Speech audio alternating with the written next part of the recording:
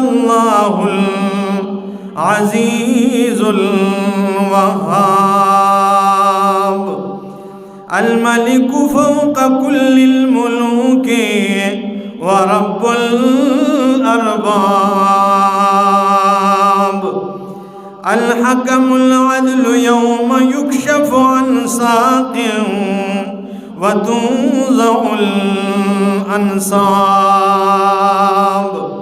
غافر الذنب وقابل التوب شديد العقاب خلق الناس من آدم وخلق آدم من تراب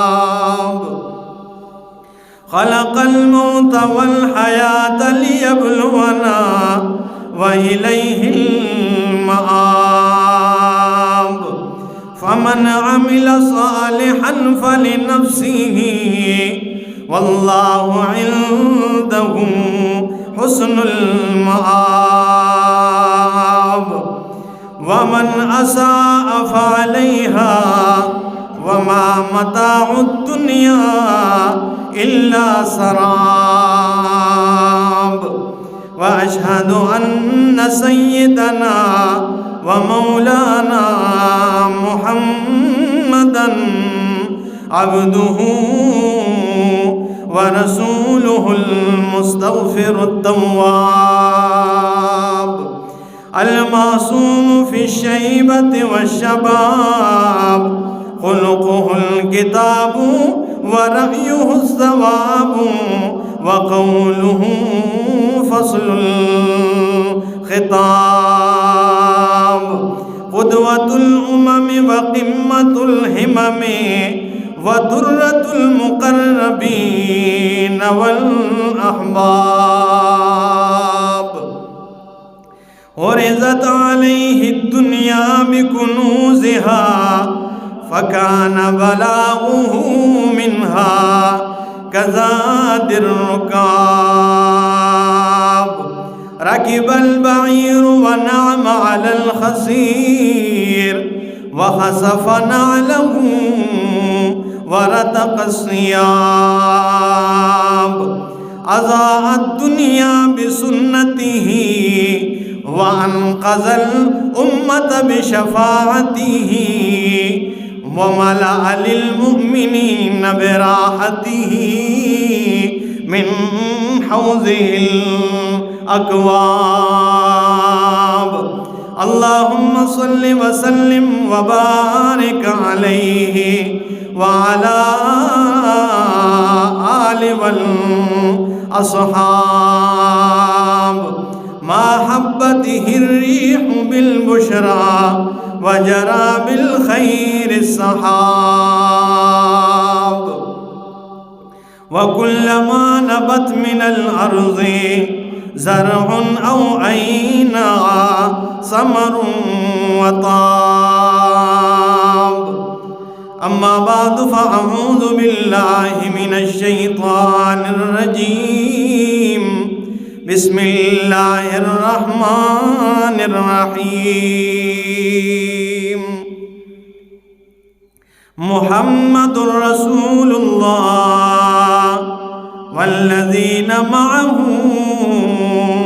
أشداء على الكفار رحماء بينهم وقال تعالى والسابقون الأولون من المهاجرين والأنصار والذين اتبعوهم بإحسان رضي الله عنهم ورضوا عنه وأعد لهم جنات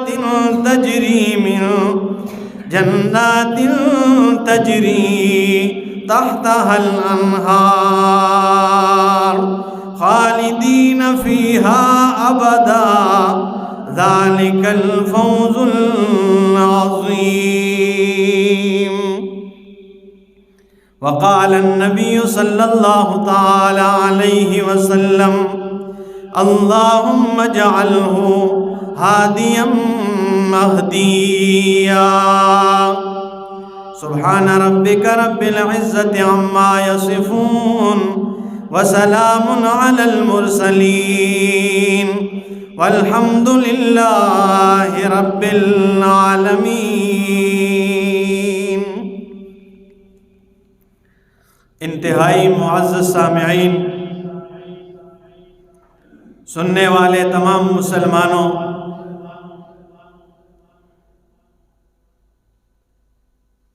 چونکہ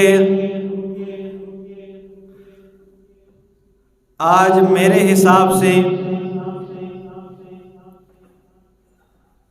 29 رجب المرجب 28 رجب المرجب اور اسلامی اسی مہینے کی 22 تاریخ کو حضرت سیدنا امیر معاویہ رضی اللہ تعالیٰ عنہ ان کی وفات کا دن ہے۔ چونکہ میں گزشتہ جمعے اس موضوع پہ آپ حضرات کے سامنے کچھ باتیں کرنا چاہتا تھا، لیکن گزشتہ جمعے میرا بچہ غلام اللہ خان چونکہ فوت ہو گیا، اس لیے وہ پوری موضوع بدل گئی۔ تو آج میں نے کہا کہ آپ کے سامنے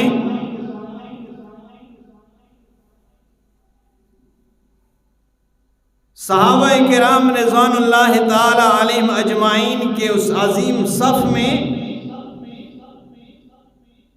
اور صحابہ کرام کے اس عظیم سلسلے کی ایک کڑی خال المؤمنین کاتب وحی جرنیل صحابی رسول سیدنا امیر معاویہ رضی اللہ تعالی عنہ کے متعلق چند معروضات پیش کروں گا۔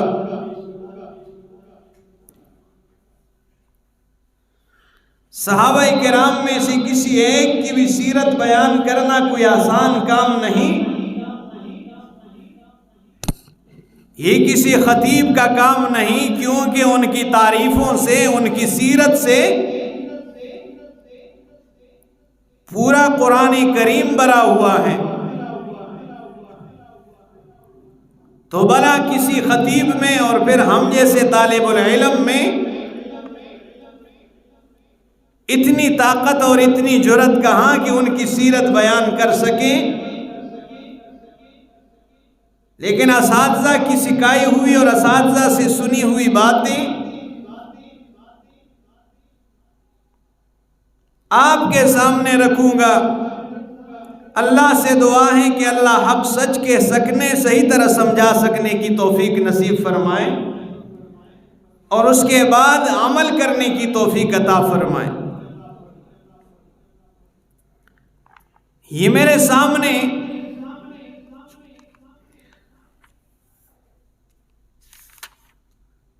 سورۃ الفتح میں اللہ رب العزت نے صحابہ کرام کے اوصاف ذکر کیے کہ یہ کتنی عظیم جماعت ہیں۔ فرمایا محمد الرسول اللہ والذین معه اشداء علی الکفار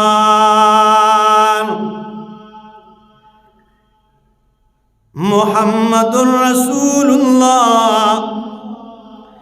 اس آیت میں اللہ نے صحابہ کرام کے چند اوصاف کا ذکر کیا ہے۔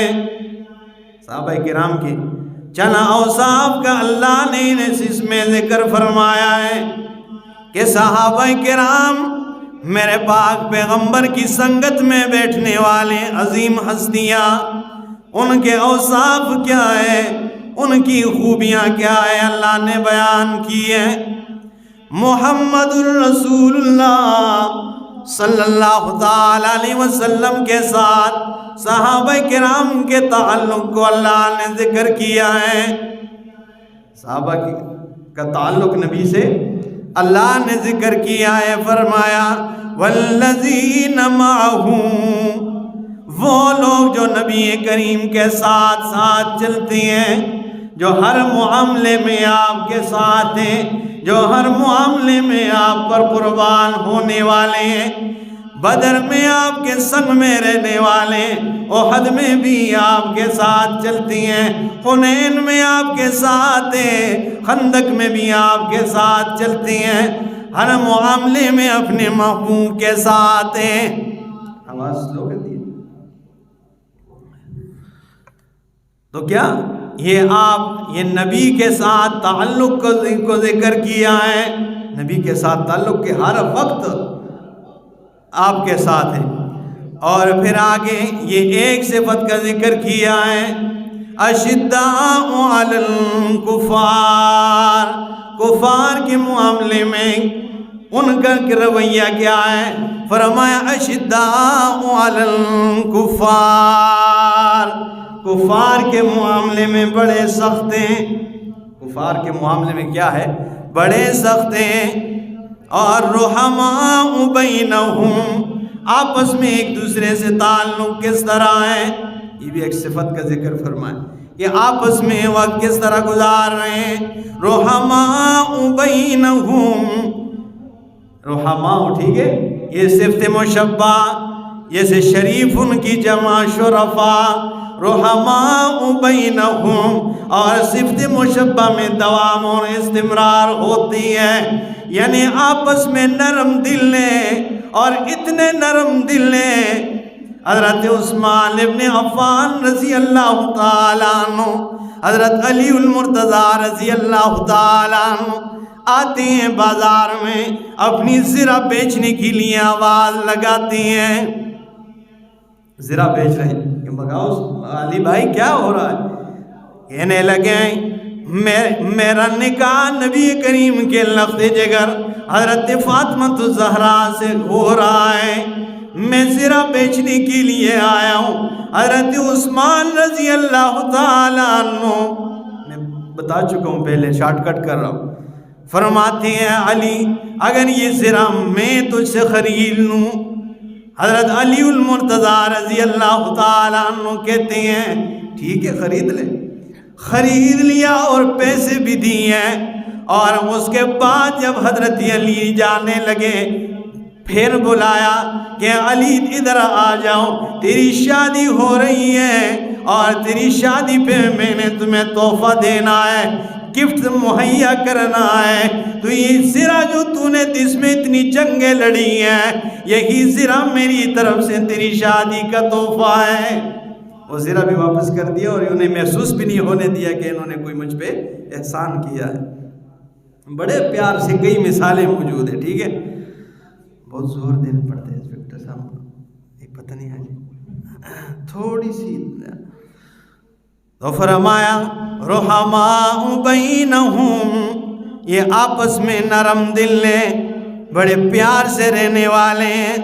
اور آگے فرمایا اب رب کے ساتھ تعلق کا ذکر کیا ہے تو فرمایا تراہم رکعن سجدا یبتغون فضلا من اللہ ورضوانا. یہ پہلے نبی سے تعلق، پھر آپس میں تعلق کا ذکر کیا ہے. اب فرمایا ان کا تعلق اللہ سے کس طرح ہے تو فرمایا تراہم، تو دیکھے گا انہیں رکعن، رکوع کی حالت میں، سجدن سجدے کی حالت میں، یبتغون فضلا من اللہ ورضوانا. صحابہ کرام کو کیا تو رکوع کی حالت میں اور سجدے کی حالت میں تو دیکھے گا.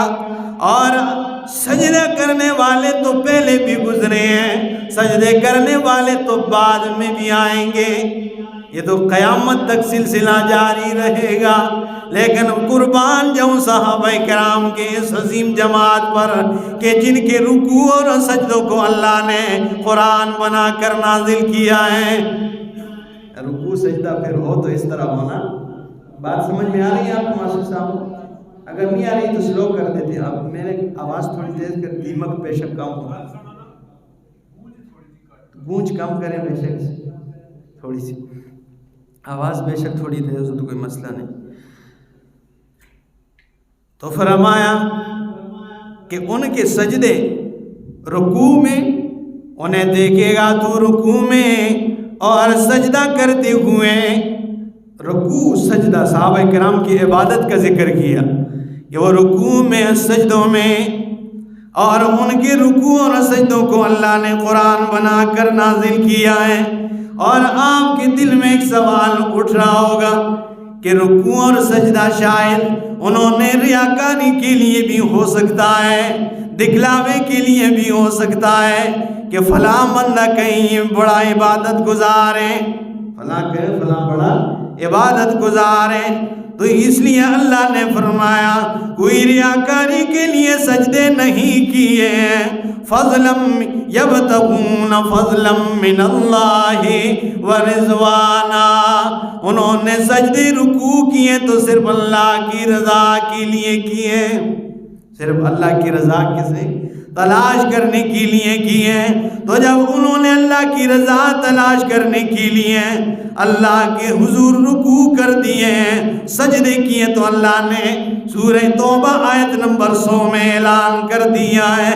فرمایا والسابقون الاولون من المہاجرین والانصار والذین اتبعوہم باحسان رضی اللہ عنہم ورضوا عنہ. اللہ نے فرمایا جب تم میری رضا چاہتے ہو تو میں اعلان کر دیتا ہوں رضی اللہ عنہم ورضوا عنہ، اللہ ان سے راضی ہو گیا، وہ اللہ سے راضی ہوئے. ٹھیک ہے. اب یہاں پر دیکھیں نا، پہلے وہاں پر سورہ فتح میں کیا فرمایا کہ وہ یبتغون فضلا من اللہ ورضوانا.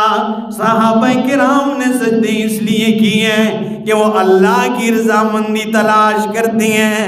یہاں اللہ نے ان کی رضامندی نہیں بلکہ اپنی رضا کا پہلے ذکر کیا ہے کہ میرے صحابہ تم میری رضامندی تلاش کرتے ہو، میں اللہ اعلان کرتا ہوں کہ میں اللہ پہلے تم سے راضی ہوا ہوں، میں پہلے تم سے کیا ہو گیا ہوں؟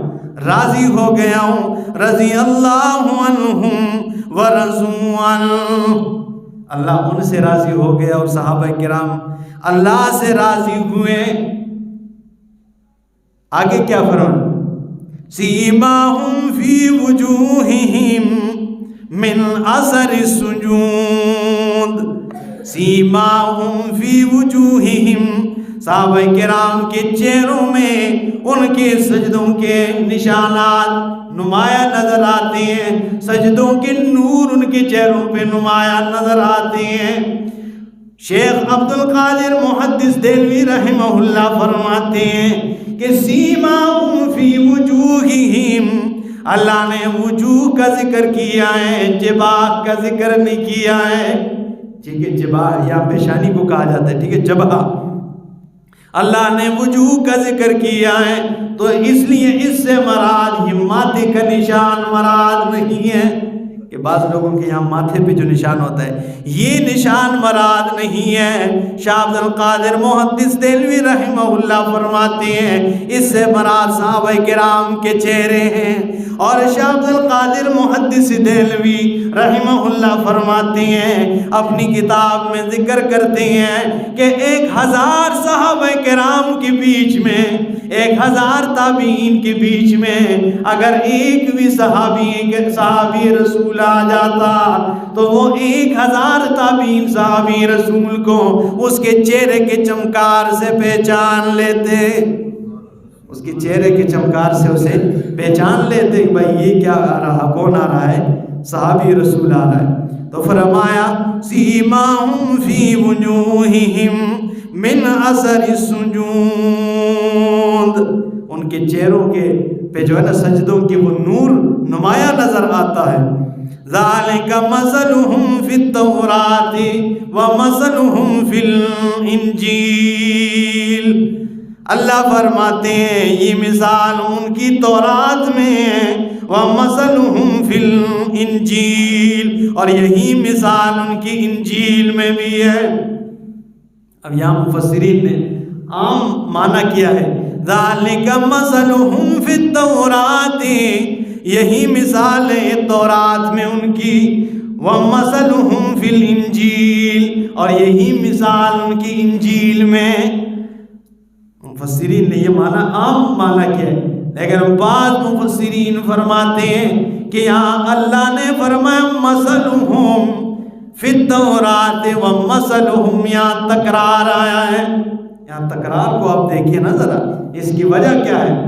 ذالک مثلہم فی التوراۃ، یہ دوبارہ ذکر اس لیے کیا ہے، اللہ نے فرمایا محمد الرسول اللہ والذین معہ اشداء علی الکفار رحماء بینہم تراہم رکعا سجدا یبتغون فضلا من اللہ ورضوانا سیماہم فی وجوہہم من اثر السجود۔ اللہ فرماتے ہیں یہ جتنے بھی صفات ذکر کی ہے یہ سارے کے سارے تورات میں بھی موجود ہیں۔ اور آگے پھر وَمَثَلُهُمْ فِي الْإِنْجِيلِ، انجیل میں کیا ہے؟ آگے فرمایا، یہ اس آگے والی آیت کے ساتھ ہے کہ انجیل میں کیا ہے؟ كَزَرْعٍ أَخْرَجَ شَطْأَهُ فَآزَرَهُ فَاسْتَغْلَظَ فَاسْتَوَى عَلَى سُوقِهِ يُعْجِبُ الزُّرَّاعَ لِيَغِيظَ بِهِمُ الْكُفَّارَ۔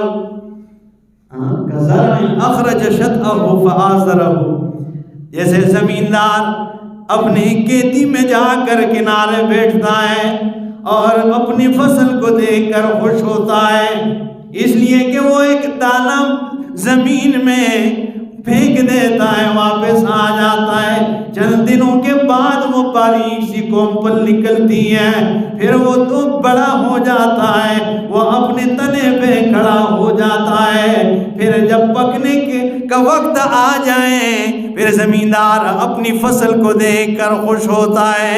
بالکل یہی مثال میرے نبی کے صحابہ کی بھی ہے کہ پہلے ایک ابو بکر صدیق تھا، بعد میں 4 بن گئے، اس کے بعد 82 ہوئے، اور پھر اس کے بعد بدر میں 313 ہوئے، اور احد میں 750 ہوئے۔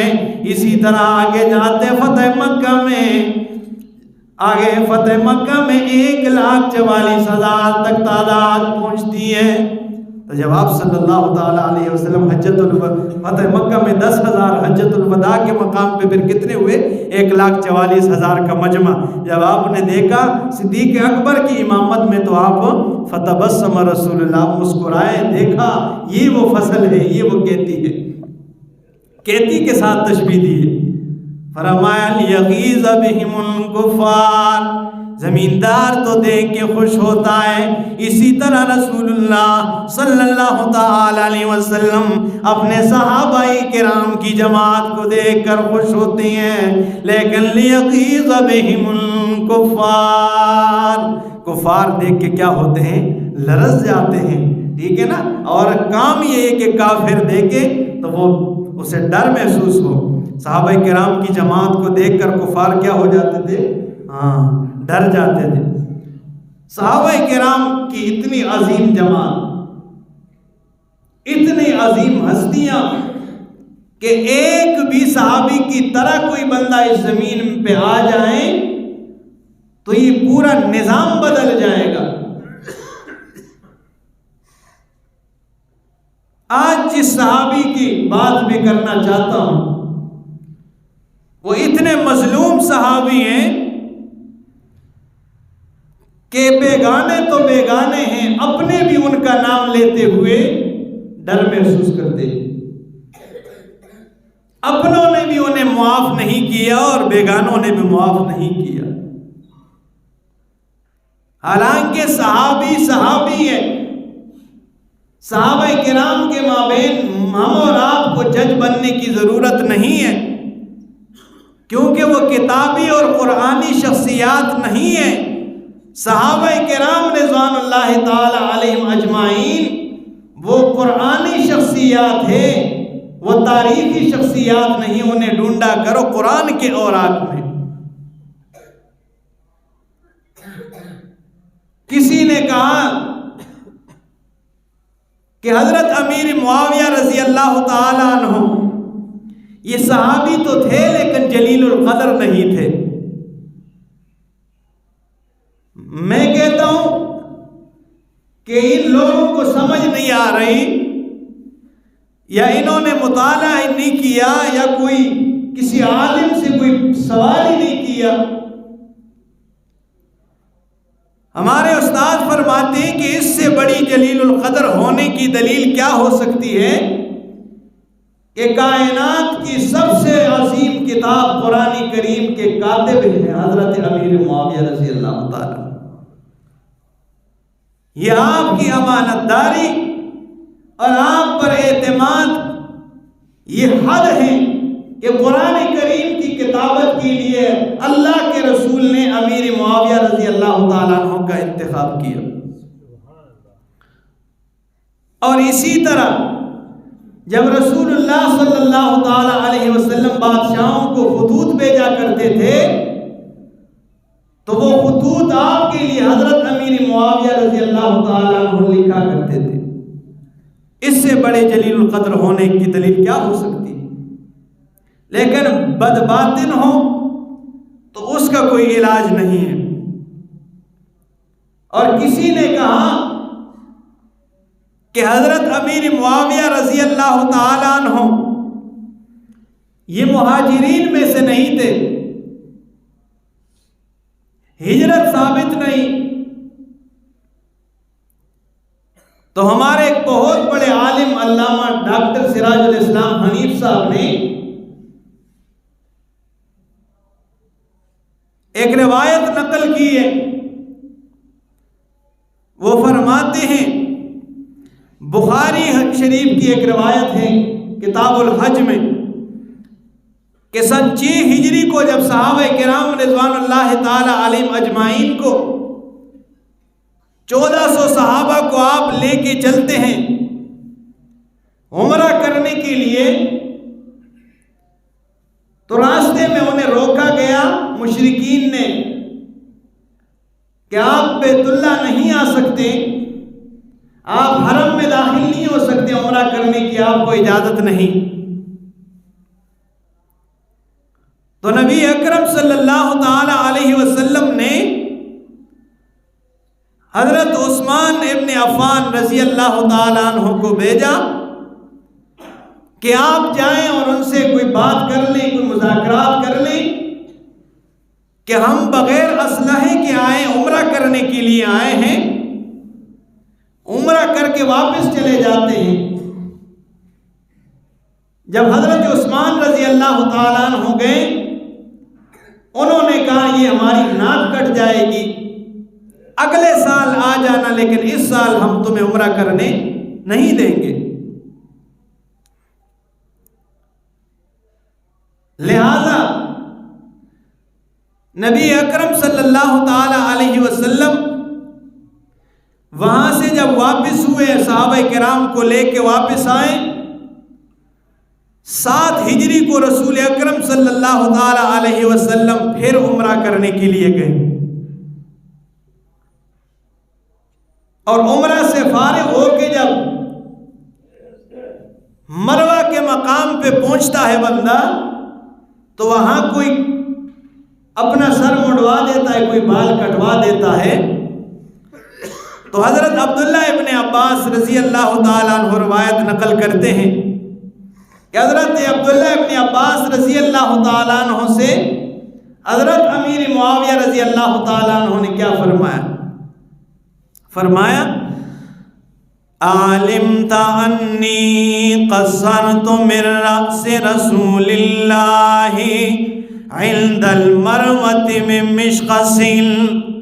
اے عبداللہ ابن عباس، آیا تجھے معلوم ہے کہ میں نے مروہ کے مقام پہ اللہ کے پاک پیغمبر صلی اللہ تعالی علیہ وسلم کے بال کاٹے تھے. میں نے کیا کیا؟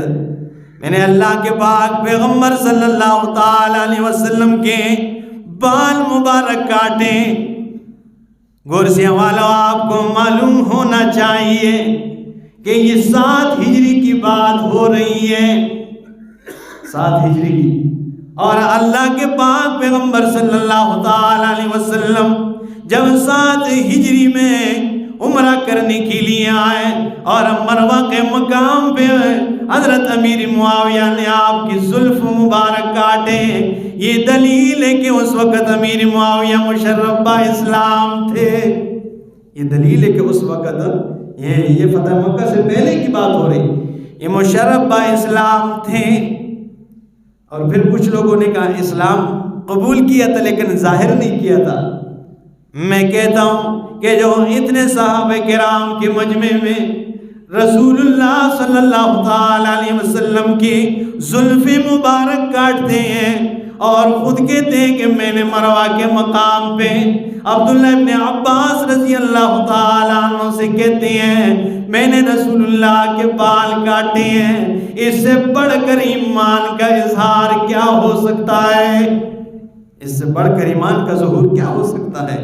ٹھیک ہے، لیکن دشمنی دل میں ہو تو وہ اس کو نہیں دیکھتا کہ میں کوئی عقل کی بات کر دوں جو عقل و دانش بھی مانے، تسلیم کرے. اور محبت اتنی زیادہ ہے کہ وہ بال ضائع نہیں کرتے ہیں، اسے محفوظ کرتے ہیں. اور جب 22 رجب المرجب 60 ہجری کو حضرت امیر معاویہ رضی اللہ تعالیٰ عنہ کو وفات آتی ہے تو لما احتضر معاویہ قال یا بنی انی کنت مع رسول اللہ علی الصفا وانی دعوت بمشخص فاخذت من شعره وهو في موضع كذا وكذا فاذا انا مت فخذ ذلك الشعر فاحشو به في فمي ومنقري.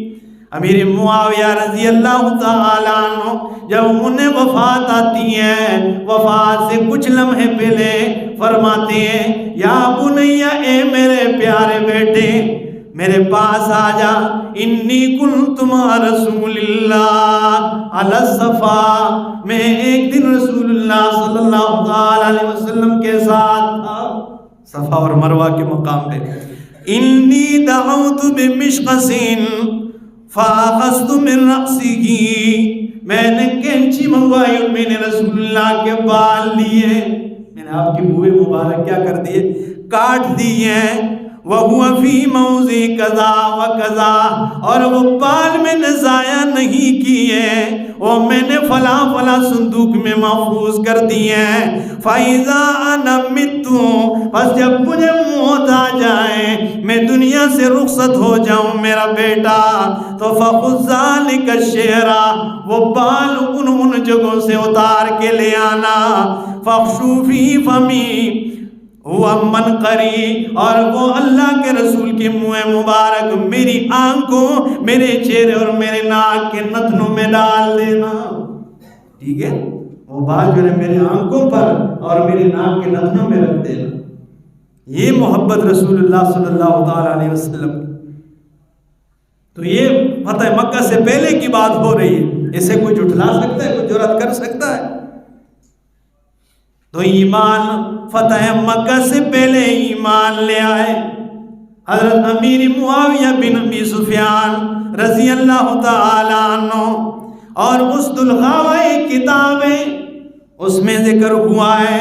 اور اسی طرح قاضی سلیمان منصور پوری رحمہ اللہ میرے استاد ذکر کرتے ہیں، انہوں نے بھی بیان کیا ہے، انہوں نے بھی تحریر فرما دی ہے. ٹھیک ہے، قاضی سلیمان منصور پوری رحمہ اللہ وہ فرماتے ہیں کہ جب ہجرت صحابہ کرام نے مکہ سے مدینہ ہجرت کی تو رسول اللہ صلی اللہ تعالی علیہ وسلم نے مہاجرین و انصار صحابہ میں مواخات کرائے.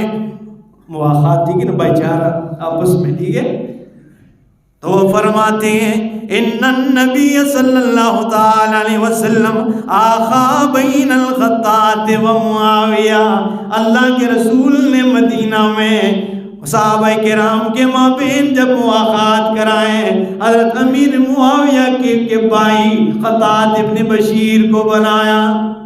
خطات بن بشیر رضی اللہ تعالیٰ عنہ کو کس کا بھائی بنایا؟ حضرت امیر معاویہ رضی اللہ تعالیٰ عنہ ان کو ان کا بھائی بنایا جب مواخات کرائے ہجرت کے بعد۔ تو معلوم ہوتا ہے کہ امیر معاویہ بن ابی سفیان رضی اللہ تعالیٰ عنہ یہ فتح مکہ سے پہلے اسلام لے آئے تھے، ٹھیک ہے۔ خطات بن بشیر رضی اللہ تعالیٰ عنہ کو کیا بنایا؟ ان کا بھائی بنایا۔ اور میں کہتا ہوں کہ اگر بالفرض ان کی بات مان لی جائے، ان کی بات تسلیم بھی کر لی جائے، ہے تو جھوٹ ہے تو غلط ہے تو نرا کفر ہے، لیکن اگر مان لیا جائے بالفرض، ٹھیک ہے، کیونکہ صحابی کے رسول پہ جھوٹ بولنا اس سے بڑھ کر کفر کیا ہو سکتی ہے، کیونکہ ان کی صفائیاں تو قرآن نے بیان کی ہے۔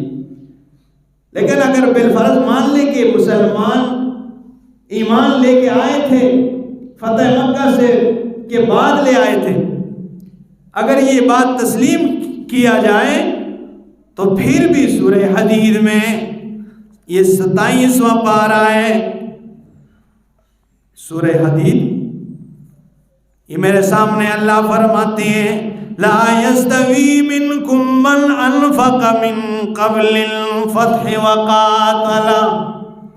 سورہ حدید 27ویں پارے میں اللہ فرماتے ہیں آیت نمبر 10 میں فرمایا لا يستوی منکم، تم میں برابر نہیں ہے من وہ لوگ انفق من قبل الفتح وقاتل، جو فتح مکہ سے پہلے جنہوں نے مال خرچ کیا ہے، وقاتل اور فتح مکہ سے پہلے اللہ کی راہ میں جہاد کیا ہے، جنہوں نے فتح مکہ سے پہلے مال خرچ کیا اور اللہ کے راستے میں جہاد کیا ہے، اولئک اعظم درجۃ، اللہ فرماتے یہ لوگ درجے میں بہت بلند زیادہ ہیں، یہ درجے میں بہت کیا ہے؟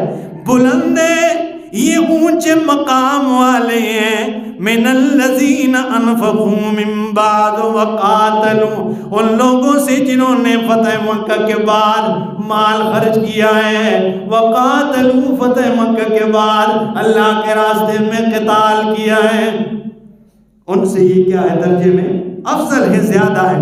لیکن آگے اللہ فرماتے ہیں مہر لگا دی ہے کہ چاہے فتح مکہ سے پہلے والے صحابہ ہیں، چاہے فتح مکہ کے بعد والے صحابہ ہیں، وَكُلًّا وَعَدَ اللَّهُ الْحُسْنَى۔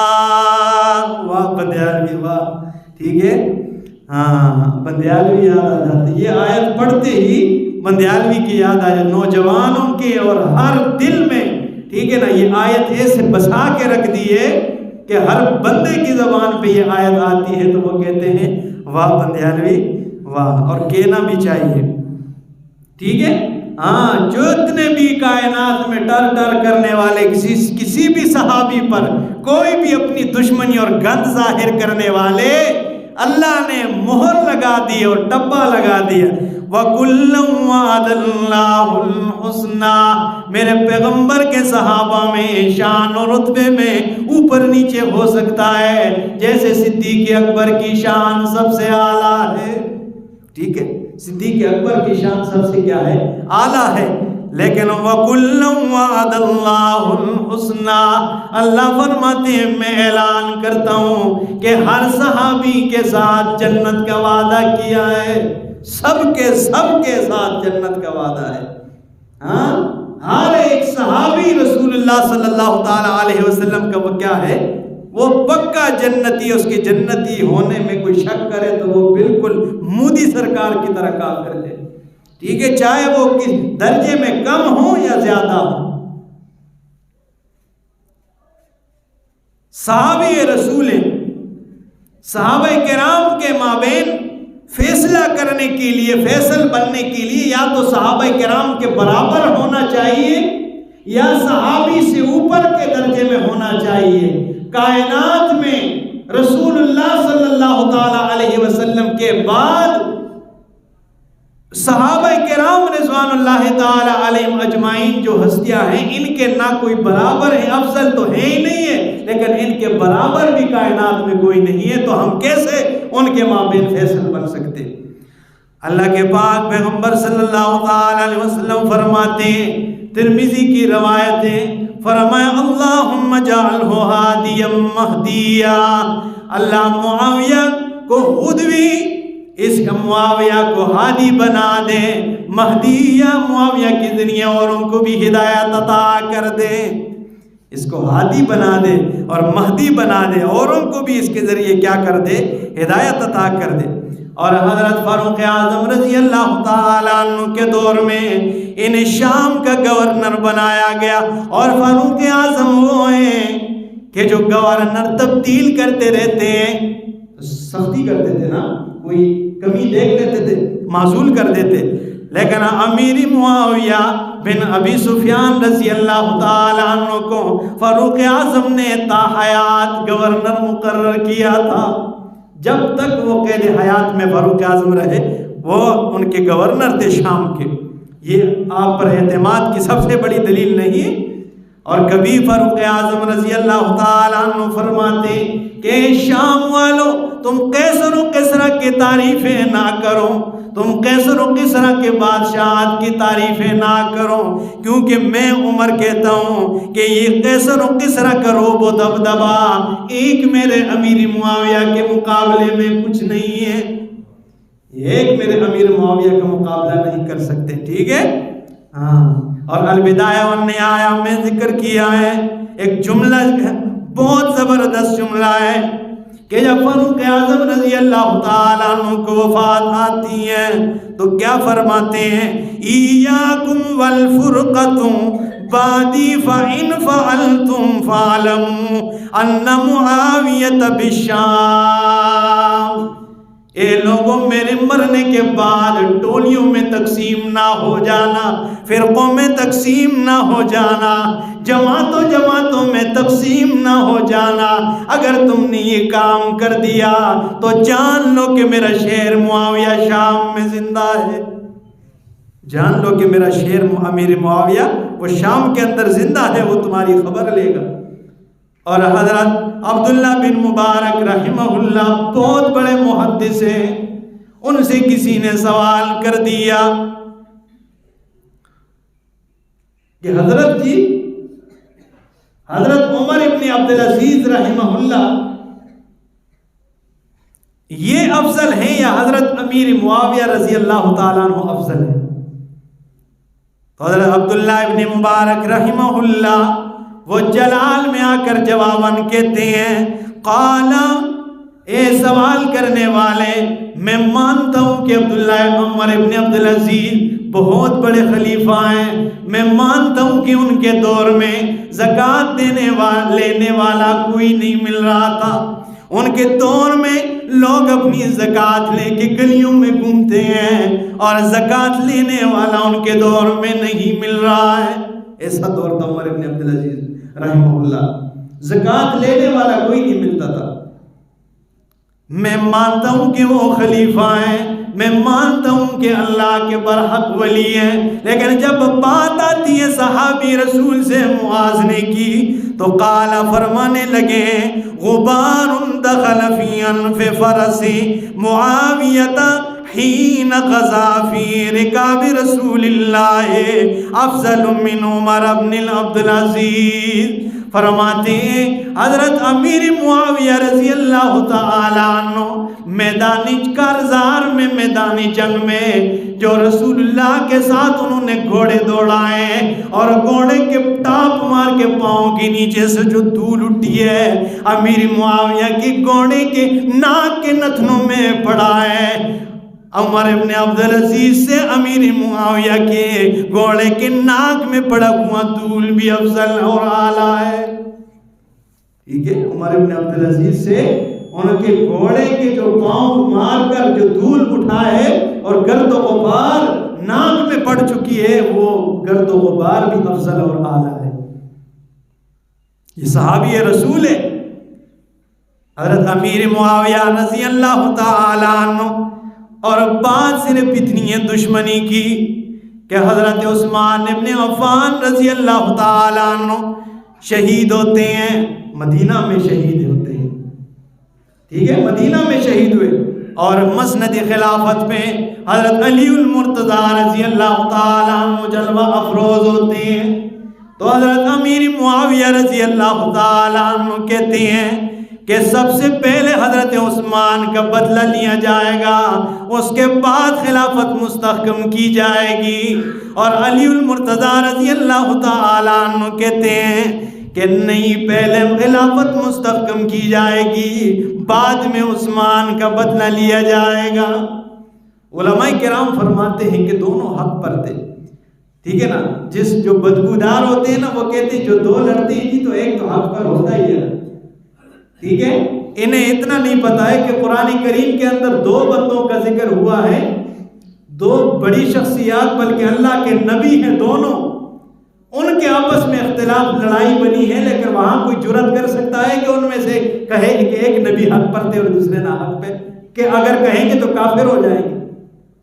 اور وہ کون ہے؟ حضرت موسیٰ علیہ السلام اور حضرت ہارون علیہ السلام۔ جب وہ واپس آئے کوئی طور سے، جب قوم بچھڑے کی عبادت میں دیکھا قوم کو، تو اپنے بھائی کو داڑھی سے اور سر کے بالوں سے پکڑا اور کھینچا۔ قرآن میں اس لڑائی کا ذکر کیا ہے، اس اختلاف کا ذکر کیا۔ کوئی بتا سکتا ہے کہ کوئی ایک حق پہ تھا، کوئی ایک نہ حق پہ تھا؟ بعض اوقات اختلاف دونوں حق پر ہوتے ہوئے بھی اختلاف ہو جاتے ہیں، دونوں اپنی بات میں درست اور حق بجانب تھے۔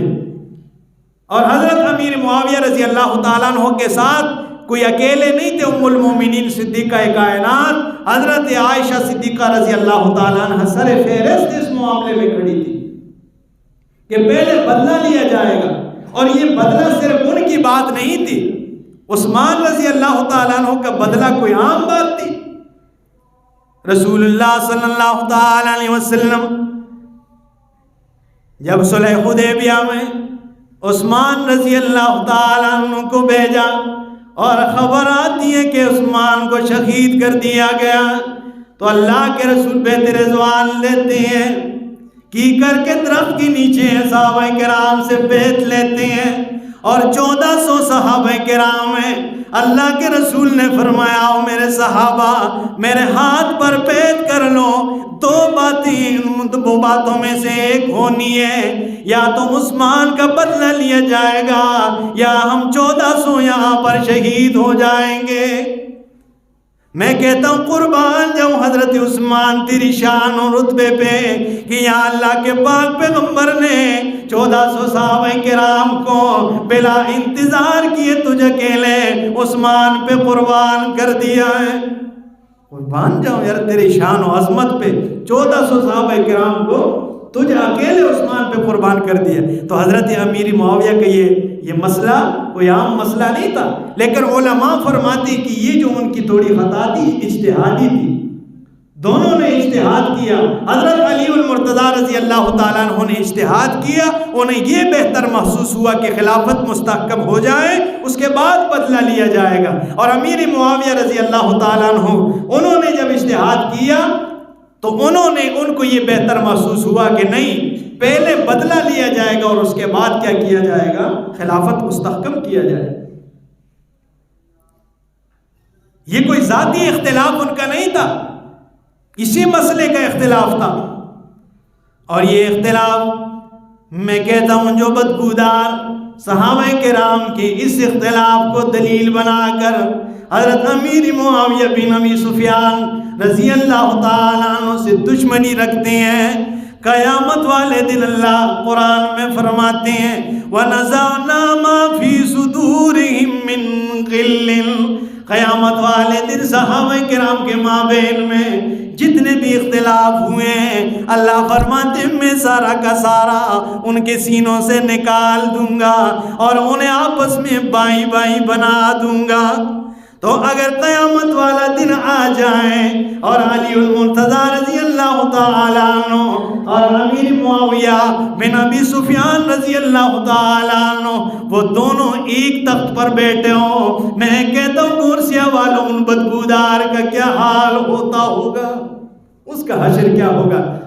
اللہ ہمیں دکھائے پھر اس موقع پر، دعا کرے جو درست نہیں ہوتے اللہ ہدایت عطا فرما دے، اگر ہدایت نہیں نصیب میں تو پھر ہمیں ضرور دکھائیں۔ یہ تھا وہ بدبخت، یہ تھا جو حضرت امیر معاویہ رضی اللہ تعالیٰ عنہ کی دشمنی کرتا رہا۔ اللہ سے دعا ہے کہ اللہ ہمیں حضرت امیر معاویہ رضی اللہ تعالیٰ عنہ کی منقبت شان سمجھنے کی توفیق عطا فرمائے، اور باقی تمام صحابہ کرام کی شان و عظمت سمجھنے اور ان کے طور طریقے اپنانے اور اس پر زندگی گزارنے کی توفیق عطا فرمائے۔ آخر دعوانا الحمدللہ رب العالمین۔